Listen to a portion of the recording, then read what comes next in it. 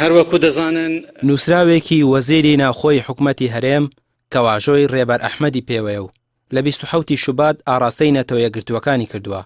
داوا دەکات لە بری حکوومەت هاوکاریە داراییەکان بدرێت بە دەستگای خێرخوازی بارزانی کە ڕێکخراوێکی حیزبیە و سەر بە پارتی دیموکراتی کوردستانە. بڵاوبوونەوەی ئەو نووسراوە کاردانەوەی گەورەی بە دوای خۆی داهێناوە. بەرپرسی دەستگای خێرخوازی بەخشین کێکێکە لە گەورەترین دەستگا خێرخوازیەکانی کوردستان دەڵێت ئەگەر وەزیری ناوخۆ ئەو کاری بە مەبەست نەکردبێت پێویست بوو ناوی 5 ڕێکخراوی تری خێرخوازی لە پاڵ دەستگای خێرخوازی بارزانی بهێنێت. وەزیری ناوخۆ بەو کارەی نیشانەی پرسیاری لەسەر خۆی دانا و پێویستە بە دوواداچوون و لێکۆڵینەوە لەو بابەتە بکرێت.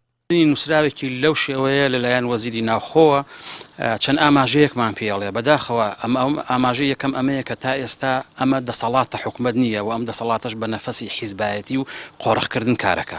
ئەگینا چۆن تۆ دەستگایەکی صرف حیزبی ئێستا وای لێ یەکەی کە ئەمە شتێکی نێودەوڵەتیە و حکومیە و ڕەبتی بە حیزبەوە نیە و پەیوەندی بە حیزبەوە نییە. ئەمە هەم چاواشەکاری تایە کەوانیە مەسەلەکە و دووهەمیش قۆڕەخکاری تایە و پاشانیش ئەمە تێمان نەگەێنێ ئەمانە تا ئێستا عەقڵی دەوڵەتداریان نییە بە نەفەسی حیزبیەوە بۆ مەساڵح و بەرژەوەندی خۆیان و حیزب و فڵان و فیسار کارەکە ئەکەن.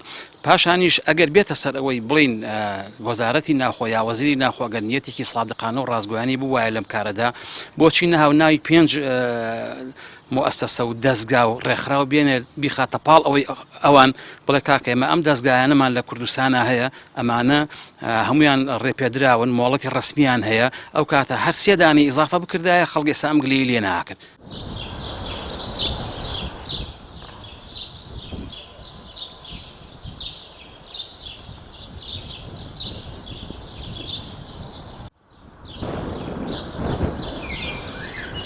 دەستگا و ڕێکخراوە خێرخوازیەکانی تەواو نیگەران کردووە. بەرپرسێکی ڕابطەی ئیسلامی کوردیش دەڵێت پێویستە حکوومەت بە چاوی یەکسان سەیری ڕێکخراوە خێرخوازیەکان بکات و جیاوازی نەکات لە نێوانیاندا، چونکە ڕێکخراوەکان لە ئێستادا کاری حکوومەتیش دەکەن و خواردن و پێداویستی ڕۆژانە دەدەن بە هاوڵاتیان لە کاتێکدا ئەوە کاری حکوومەتە. کارانە بە شێوەیەکی گشتی کاری تەواوکاریە لەگەڵ حکوومەتە و کاری تەنافوسی نییە.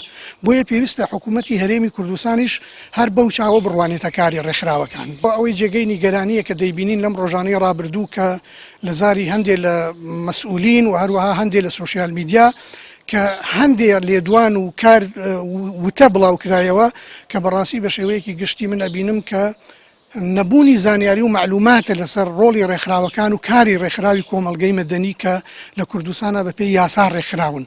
شتێ بەپێی یاسا ڕێکخرا ناکری هەر ڕۆژێ مەسئولێ بەرپرسێکی بەڕێز وەزیرێک بێ وەک بڵێ باس لە دروستکردنی ئاستەنگ و کەمکردنەوەی دەرفەتەکانی بەردەستیان بخاتەوە ناو سوشیال میدیا و ناو ڕاگەیاندن. لەلایەکی ترەوە کە ئەم دەرفەتە لە بەردەمی بەشێک لە ڕێکخراوەکانە تەنگەکەیتەوە بێ تەنیا ڕێکخراوێک دیاری بکەیت تەخسیسی بکەی ناوی بێنی هەموو دەرفەتەکە بەی بەو ئەمەش بەڕاستی پێچەوانەی ئەو ڕێنمایی و ئەو ڕێکارانەیە کە حکوومەتی هەرێمی کوردستان کە خۆی ئیدعای ئەکا و بەتەمایە جێبەجێ بکات.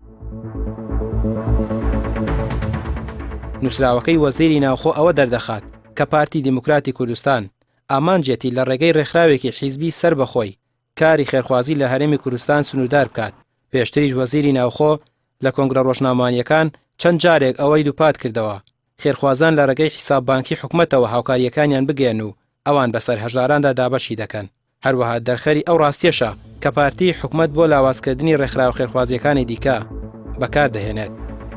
ڕەمی عوسمان، کەناڵی ئاسمانی پەیام، سلێمانی.